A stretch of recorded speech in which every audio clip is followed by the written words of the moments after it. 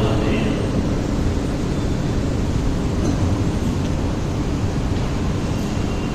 والعاقبة للمتقين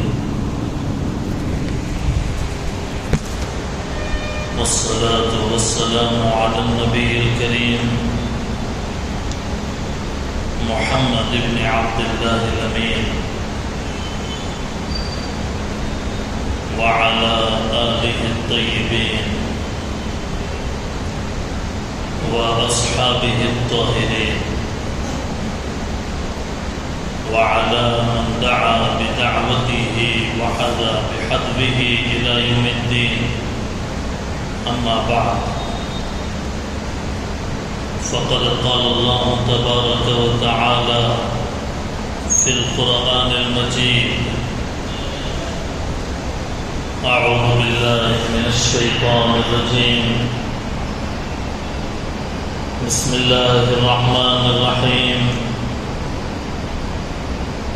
يسألونك عن الساعة أيان مرساها قل إنما علمها عند ربي لا يجليها لوقتها إلا هو صدق الله العلي العظيم وصدق رسوله النبي الأمي الكريم ونحن على ذلك لمن الشاهدين والشاكرين والحمد لله رب العالمين. اللهم صل على سيدنا محمد وعلى آل سيدنا محمد وبارك وسلم. اللهم صل على سيدنا محمد وعلى آل سيدنا محمد وبارك وسلم. اللهم صل على سيدنا محمد وعلى آل سيدنا محمد وبارك وسلم.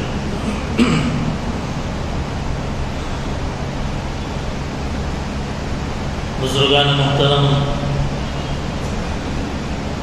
سامعین عالی وقار، ادب اور احترام کے لائق معزز حاضرین،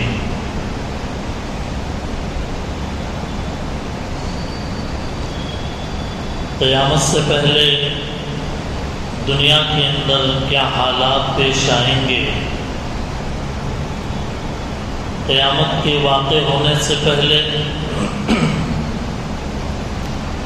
دنیا کے اندر کیا نشانیاں ظاہر ہوں گی، اس موضوع پر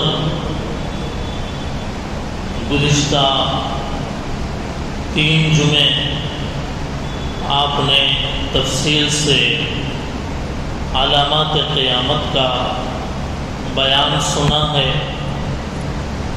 اور اس عنوان پر ہونے والا یہ آج کا چوتھا بیان ہے۔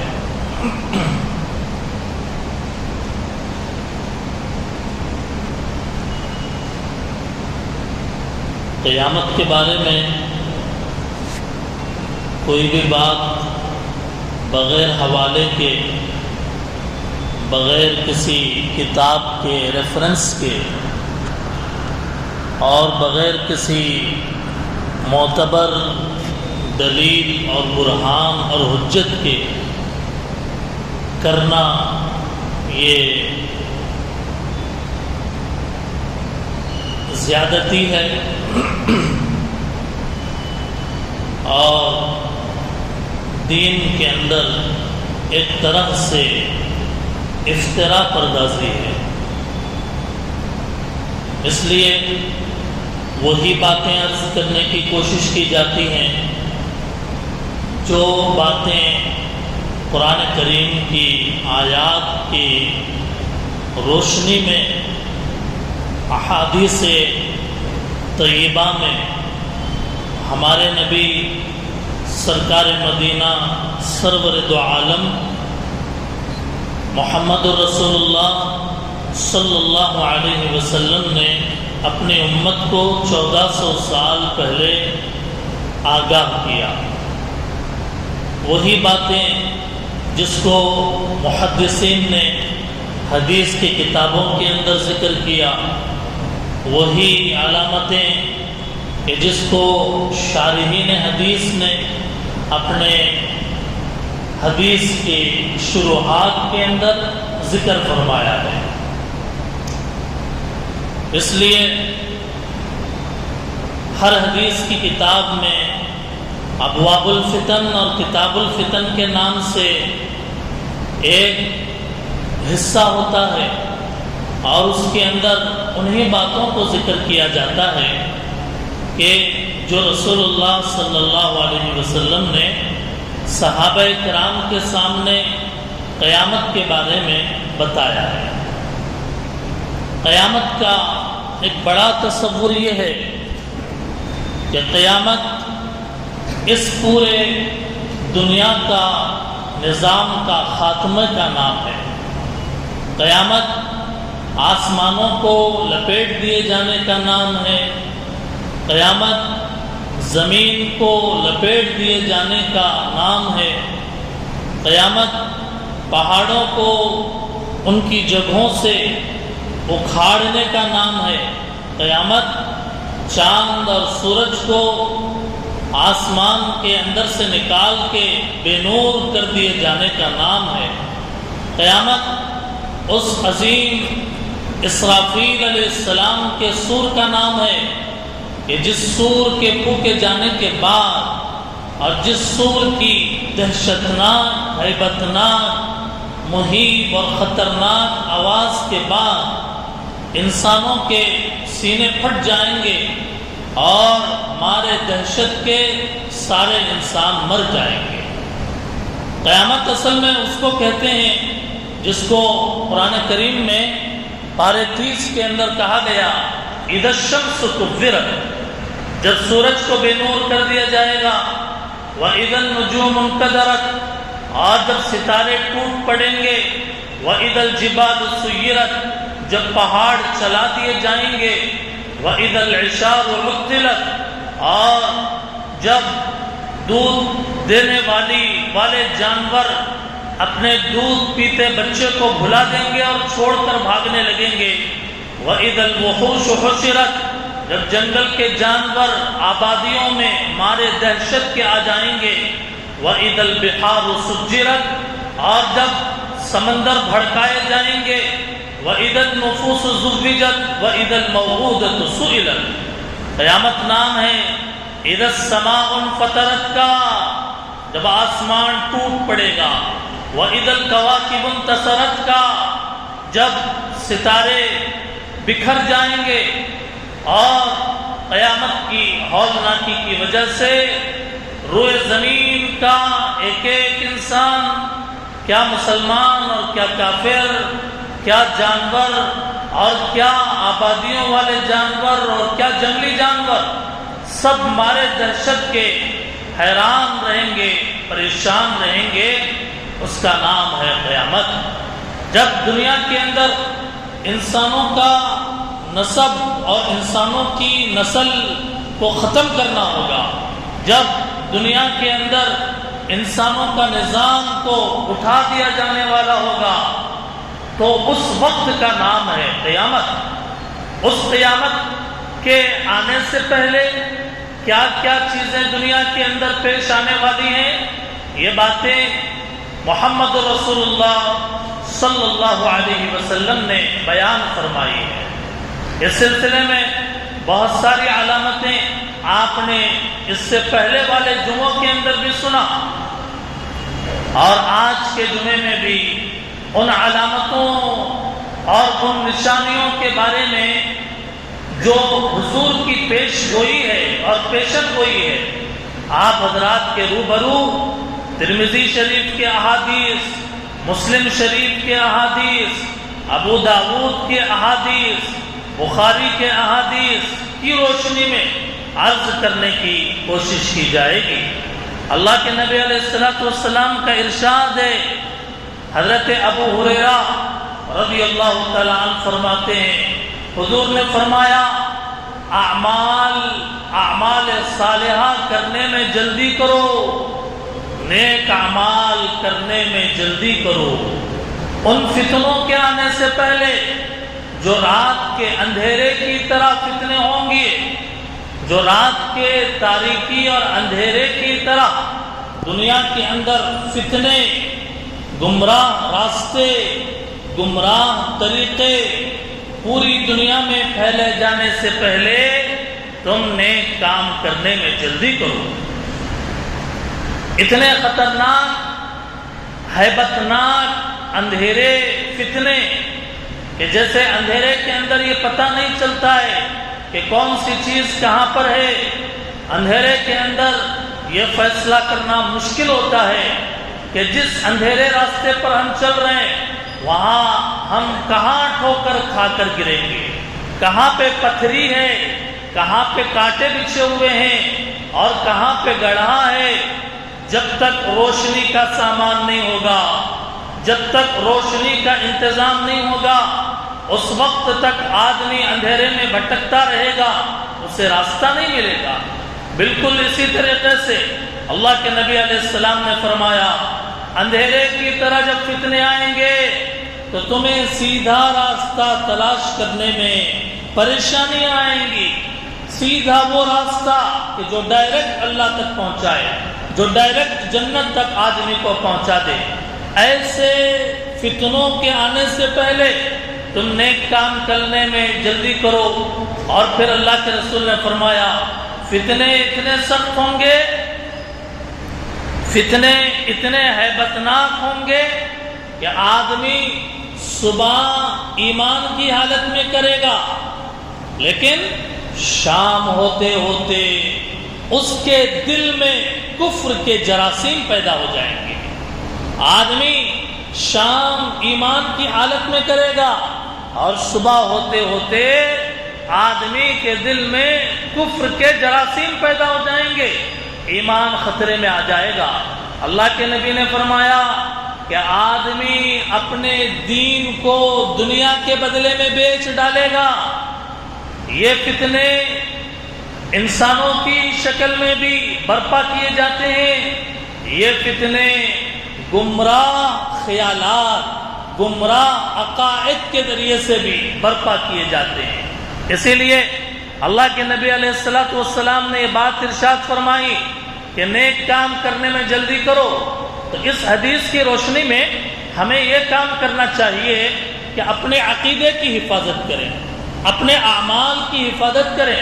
عقیدے کی حفاظت، اعمال کی حفاظت کرنے والا مومن کہلائے گا، اور گمراہی کے راستے پر چلنے والا، بدعملی کے راستے پر چلنے والے کا ایمان اور اس کا دین برباد ہو جائے گا۔ یہ فتنے گمراہ تحریکوں اور دعووں کی شکل میں بھی آ سکتے ہیں، مال اور دولت کی محبت اور اقتدار کی ہوس اور دوسرے نفسانی خواہشات کی شکل میں بھی آ سکتے ہیں۔ اسی لیے اللہ کے نبی علیہ السلام نے فرمایا، جب پوری دنیا کے اندر، پورے عالم کے اندر جب فتنوں کی بھرمار ہو قیامت سے پہلے، تو خوش نصیب ہے وہ آدمی، خوش نصیب ہے وہ آدمی جو ان فتنوں سے بچے، مبارک بادی کے مستحق ہے وہ آدمی جو ان فتنوں سے بچ کر زندگی گزارے۔ ابو داؤد شریف میں روایت ہے، حضور علیہ السلام نے فرمایا، 3 مرتبہ ارشاد فرمایا۔ ابو داؤد میں اللہ کے نبی علیہ السلام نے 3 مرتبہ ارشاد فرمایا، ان السعید لمن جنب الفتن، ان السعید لمن جنب الفتن، ان السعید لمن جنب الفتن۔ یقیناً وہ بندہ خوش نصیب ہے جو فتنوں سے محفوظ رکھا گیا، جس کی فتنوں سے حفاظت کی گئی، وہ بندہ خوش نصیب ہے۔ اسی لیے اللہ کے نبی باوجود نبی ہونے کے، باوجود رسول ہونے کے دعا کرتے تھے۔ کیا دعا کرتے تھے؟ اللہم انی اعوذ بک من الفتن ما ظہر منہا وما بطن۔ اے اللہ مجھے فتنوں سے بچائیے، جو ایسے فتنے جو ظاہری ہیں، جو نظر آنے والے، جس کو دیکھ کر آدمی سمجھ جاتا ہے کہ یہ فتنہ ہے، اور اس کے اندر پڑنا فتنے کے شکار ہونے کا باعث ہو سکتا ہے۔ دوسری، اللہ کے نبی نے یہ دعا فرمایا کہ اے اللہ مجھے فتنوں سے بچائیے، ایسے فتنے جو باطنی ہے، جو ظاہری نہیں ہے، جو باطنی ہے، اندرونی فتنے کہ جو ہر آدمی اس کو سمجھ نہیں سکتا اور ہر آدمی اس کا فیصلہ نہیں کر سکتا۔ اللہ کے نبی علیہ السلام نے یہ دعا تلقین فرمائی۔ آج ہم فرض نمازوں کے بعد جو دعائیں کرتے ہیں، دعاؤں کے لیے ہاتھ اٹھا کر سلام پھیرنے کے بعد جو دعا کرتے ہیں، ان دعاؤں کے اندر خاص طور پر یہ دعا کی جاتی ہے، اللہم انی اعوذ بک من الفتن ما ظہر منہا وما بطن۔ اے اللہ مجھے فتنوں سے بچائیے، ظاہری فتنے بھی اور باطنی فتنے بھی۔ ظاہری فتنوں سے بھی اللہ کی پناہ مانگے اور باطنی فتنوں سے بھی آدمی اللہ رب العزت کی پناہ مانگے۔ اسی لیے خوشخبری سنائی اللہ کے رسول صلی اللہ علیہ وسلم نے کہ وہ بندہ خوش نصیب ہوگا جو فتنوں سے محفوظ رکھا گیا۔ چنانچہ فتنوں سے محفوظ رہنے کے لیے ضروری ہے کہ آدمی قرآن پر اور حدیث پر عمل کرنے والا بنے، خواہشات پر عمل کرنے والا نہ بنے، من چاہی زندگی گزارنے والا نہ بنے، دل جیسے چاہے من میں جو آئے اور خواہشات جو پٹی پڑھائے اس کے اوپر عمل نہ کرے، بلکہ زندگی میں قدم قدم پر ایک ایک مرحلے میں زندگی کے مختلف کیفیتوں میں آدمی اپنے آپ کو تابع کرے، اپنے آپ کو اللہ اور اس کے رسول کا غلام بنائے۔ اور اگر آدمی آزاد ہوگا، اس کے گلے میں اللہ اور اس کے رسول کی اطاعت کا پٹا نہ ہوگا اور وہ آزاد ہوگا، قرآن نہیں، قرآن پہ عمل نہیں، حدیث پہ عمل نہیں اور سیرت صحابہ سے واقفیت نہیں، آزادانہ زندگی گزارے گا، وہ فتنوں کا شکار ہو جائے گا۔ اسی لیے اللہ سے یہ بھی دعا کرنا چاہیے کہ اے اللہ ہمیں صراط مستقیم پر چلائیے اور صراط مستقیم پر ہمیں مرتے دم تک قائم اور دائم رکھیے۔ قیامت کی علامتوں میں ایک علامت امانت کو ضائع کرنا۔ جب امانتوں کو ضائع کیا جائے تو قیامت کا انتظار کرو۔ بخاری شریف کی روایت ہے، ایک مرتبہ حضور صلی اللہ علیہ وسلم بیان فرما رہے تھے، حضور صلی اللہ علیہ وسلم خطاب کر رہے تھے۔ ایک دیہات کا رہنے والا مسجد نبوی میں داخل ہوا اور اللہ کے نبی علیہ السلام سے اس نے پوچھا کہ اے محمد صلی اللہ علیہ وسلم قیامت کب آئے گی؟ اس نے پوچھا کہ اے محمد صلی اللہ علیہ وسلم قیامت کب آئے گی؟ حضور صلی اللہ علیہ وسلم نے فرمایا جب امانت ضائع کی جانے لگے اس وقت قیامت کا انتظار کرو۔ جب امانت ضائع کی جانے لگے تو اس وقت قیامت کا انتظار کرو۔ امانت کا ہمارے ذہنوں کے اندر ایک چھوٹا مفہوم ہے، مفہوم یہ کہ بھئی کوئی آدمی ہمارے پاس کوئی چیز امانت کے طور پر دے دیا اور وہ ہمارے پاس امانت رکھوایا تو اس کی حفاظت کرنا یہ امانت داری ہے۔ ہمارے ذہنوں کے اندر، لوگوں کے ذہنوں کے اندر اس کا مفہوم یہ کہ کسی آدمی نے کچھ رقم یا کوئی چیز حوالے کی اور کہا کہ یہ آپ کے پاس امانت ہے، رہنے دیجیے، تو اب یہ بھی امانت کا مفہوم ہے۔ امانت کا مفہوم عربی میں اس سے کہیں زیادہ وسیع ہے۔ امانت کا مفہوم اتنا وسیع ہے کہ آدمی کی ذات سے لے کر ملکی سطح پر عالمی پیمانے تک امانت کی شاخیں پھیلی ہوئی ہیں۔ آدمی اپنے اعضاء کا امین ہے، آدمی اپنی اولاد کا امین ہے، آدمی بڑا ہونے کے اعتبار سے اپنے رعایا کا امین ہے۔ آدمی کو جو ذمہ داری دی گئی اس ذمہ داری کو ادا کرنے میں وہ امین ہے۔ اب اسے چاہیے کہ وہ اپنی ذمہ داری کو اچھے انداز میں انجام دے، حتیٰ کہ ملکی سطح پر، اقتدار کی سطح پر اگر کوئی عہدہ مل گیا کوئی گورنر بن گیا اور کوئی اپنے محلے کا، اپنے شہر کا یا سیاسی اعتبار سے جس کو کوئی عہدہ مل گیا، وہ امانت ہے اس کے پاس، اپنی ذمہ داری کو ادا کرنا امانت ہے، اور جب امانت کو کھلے عام ضائع کیا جانے لگے، اللہ کے رسول نے فرمایا اب قیامت کا انتظار کرو، اب قیامت آیا چاہتی ہے۔ قربان جائیے اس دیہات کے رہنے والے صحابی پر جو حضور صلی اللہ علیہ وسلم کی مجلس میں آ کر سوال کر رہے ہیں کہ قیامت کب آئے گی، حضور اس کا جواب دے رہے ہیں جب امانت ضائع کی جانے لگے تو قیامت آئے گی۔ اس دیہات کے رہنے والے نے پھر سوال کیا، نبی صلی اللہ علیہ وسلم سے پھر سوال کیا، پوچھا کہ حضور امانت کیسے ضائع کی جائے گی، امانت کیسے ضائع کی جائے گی؟ حضور صلی اللہ علیہ وسلم نے فرمایا جب معاملات نااہلوں کے سپرد کیے جانے لگے، جب ذمہ داریاں نااہلوں کے سپرد کیے جانے لگے تو قیامت کا انتظار کرو۔ حدیث کے الفاظ ہیں اذا وسد الامر الى غیر اہلہ، جو اہل نہیں ہے اس کو جب معاملات حوالے کیا جائے، اب اس کے اندر اتنی وسعت ہے کہ ملک حوالے کیا جائے، سیاست حوالے کی جائے، غیر اہل، نااہل اور ذمہ داریاں نااہلوں کے حوالے کیا جانے لگے، امانت ضائع، اور جب امانت ضائع تو اب قیامت کا انتظار کرو۔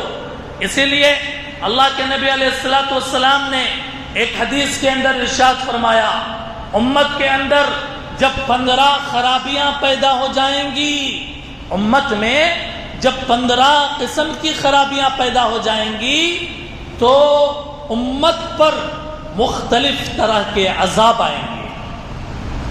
15 ایسی چیزیں کہ وہ 15 چیزیں جب امت کے اندر پیدا ہو جائیں گی تو بھیانک، خطرناک اور انتہائی دہلا دینے والے عذابوں کا سامنا کرنا پڑے گا۔ حدیث کے اندر آیا کہ وہ عذاب کیا ہوگا، وہ حیران کن حالات کیا ہوں گے؟ فرمایا سرخ آندھیاں چلیں گی، سرخ طوفان چلیں گے، شدید زلزلے آئیں گے، زمین کے اندر بھوچال آئے گا اور آدمیوں کو زمین میں دھسا دیا جائے گا، صورتوں کو مسخ کر دیا جائے گا، آسمان سے پتھر برسیں گے۔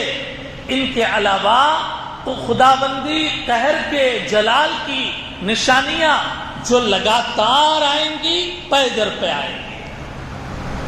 15 خرابیاں، 15 برائیاں جب امت کے اندر علی العموم پیدا ہو جائے، علی العموم پیدا ہو جائے تو پھر یہ ہوگا جو اللہ کے نبی نے فرمایا، زلزلے، طوفان، زمین میں دھسا دیا جانا، آدمیوں کے صورتوں کا مسخ کیا جانا اور آسمان سے پتھروں کا برسنا، اور پھر اس کے بعد زلزلوں اور عذاب، اللہ تعالیٰ کے عذاب کی کیفیت یہ ہوگی، حدیث کے اندر کہا گیا جیسے ایک تسبیح ہوتی ہے، اس کا ایک دھاگا اگر کاٹ دیا جائے، جیسے تسبیح کے دانے دھڑا دھڑ ایک کے بعد ایک گرنے لگ جاتے ہیں اور زمین میں پھیل جاتے ہیں، اللہ تعالیٰ کا قہر زمین پر ایسے برسے گا۔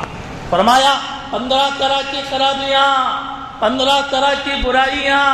پہلی خرابی اور پہلی برائی جب مال غنیمت کو ذاتی دولت بنا دیا جانے لگے، جب مال غنیمت کو ذاتی پراپرٹی بنائے جانے لگے، مال غنیمت کہ جس کے اندر سارے مسلمان غربا کا، فقراء کا، مجاہدین کا حصہ ہوتا ہے، جب غنیمت کو ذاتی پراپرٹی بنائے جانے لگے، ایک خرابی۔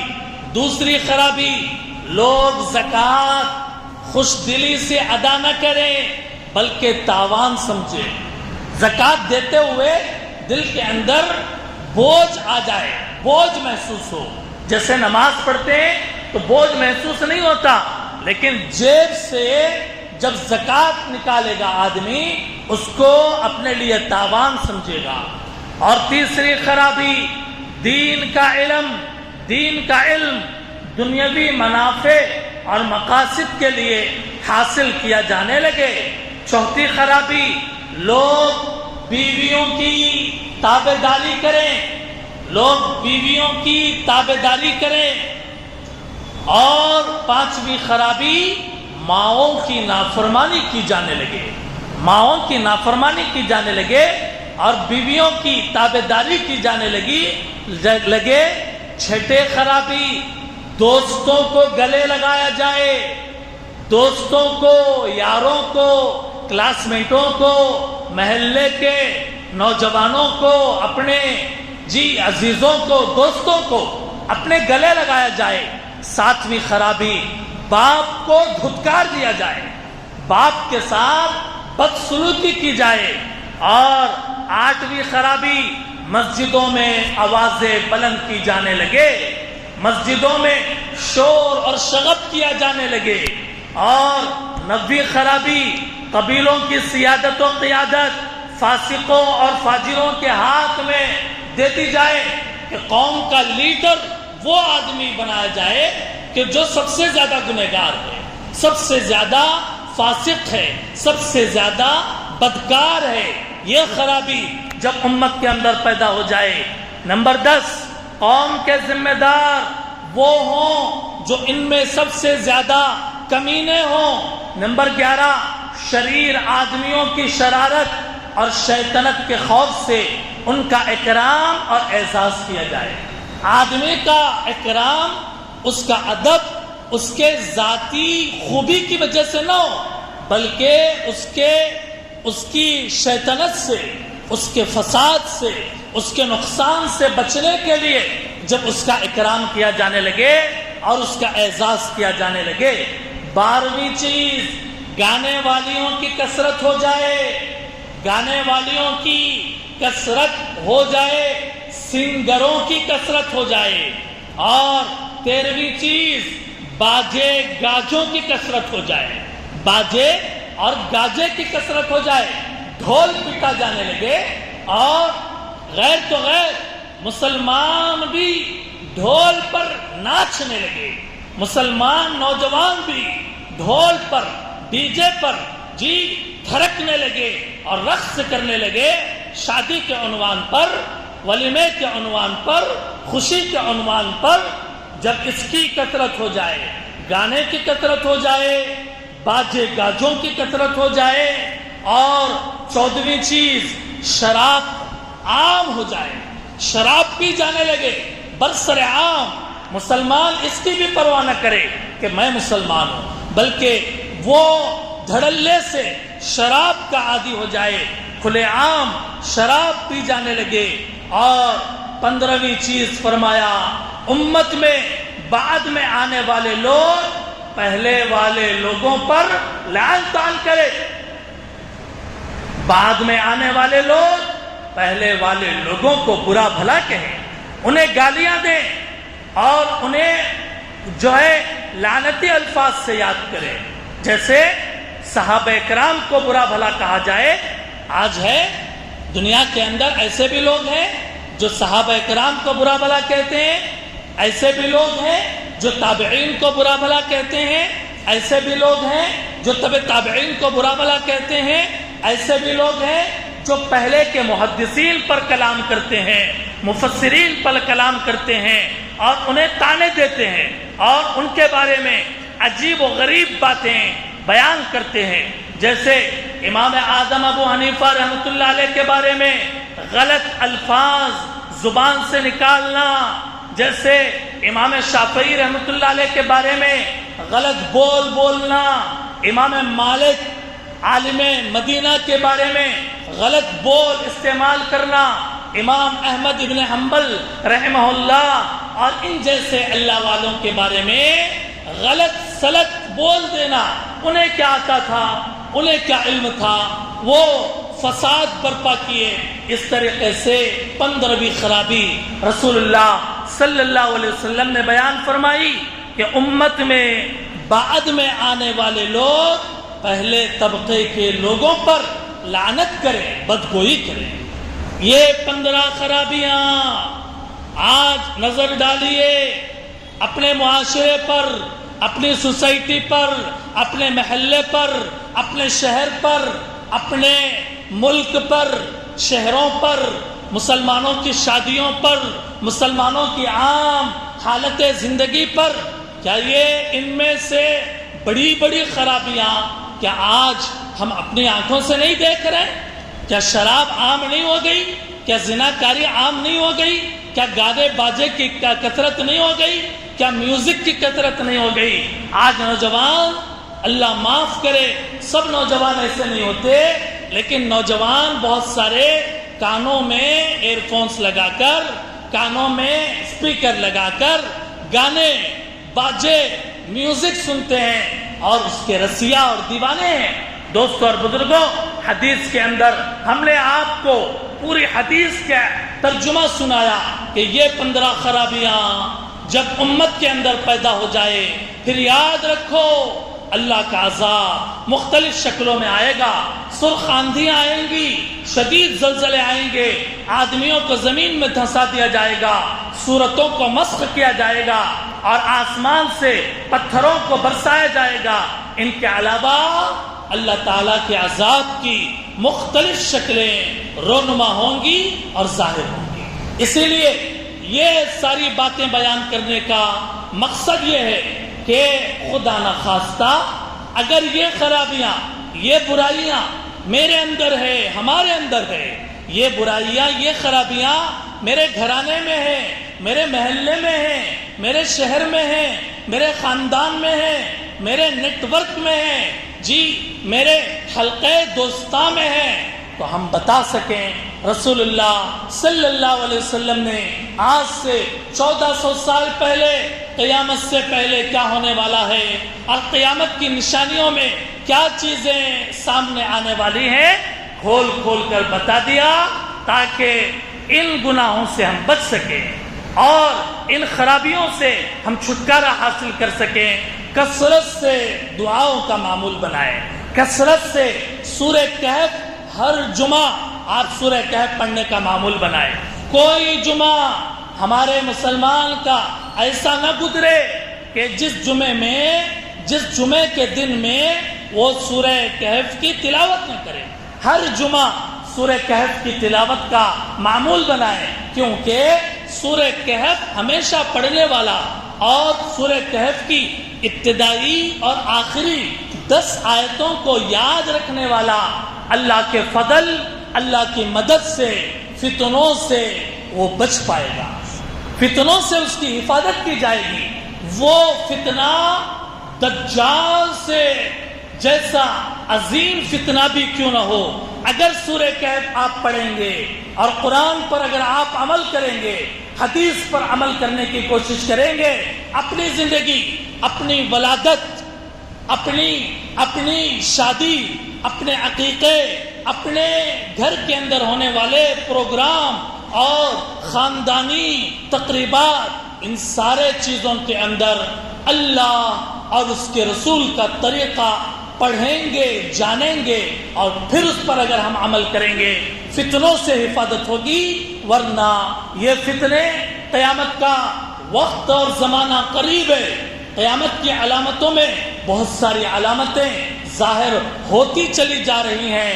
اس لیے سورہ کہف کی تلاوت کا اہتمام ہر فرض نماز کے بعد اور ہر وقت جب بھی دعا کے لیے ہاتھ اٹھے یہ دعا کرنا، اے اللہ آپ نے ہمیں ایک مسلمان گھرانے کے اندر پیدا کیا، کلمے والا بنا کر پیدا کیا، محمد کا امتی بنا کر پیدا کیا، اے اللہ مرتے دم تک ہمیں اس پر جمائیے، اے اللہ ہمیں کلمے والی موت دیجیے، ہمیں استقامت عطا فرمائیے، دین پر، ایمان پر اور اس کے اوپر استقامت کے ساتھ ہمیں زندگی گزارنے کی توفیق عطا فرمائیے۔ دوستو اور بزرگوں، علامات قیامت کا یہ سلسلہ جس کے اندر امام مہدی کی آمد کا ایک مسئلہ انتہائی اہم مسئلہ ہے، حضرت عیسیٰ علیہ السلام کے نزول کا مسئلہ اہم مسئلہ ہے، مسیح دجال کے آنے کا مسئلہ ایک اہم مسئلہ ہے. ان مسئلوں پر انشاءاللہ اگلے جمعوں کے اندر بھی ہم بیان کرنے کی کوشش کریں گے. دعا فرمائیں کہ اللہ تعالی ہمیں رسول اللہ صلی اللہ علیہ وسلم کے ان بتائے ہوئے قیامت سے پہلے کی پیشن گوئیوں کو جاننے کی اور سمجھنے کی توفیق عطا فرمائے اور صراط مستقیم پر چلنے کی اللہ تعالی ہم سب کو توفیق عطا فرمائے. وآخر دعوانا ان الحمد للہ رب العالمین. سنتیں پڑھ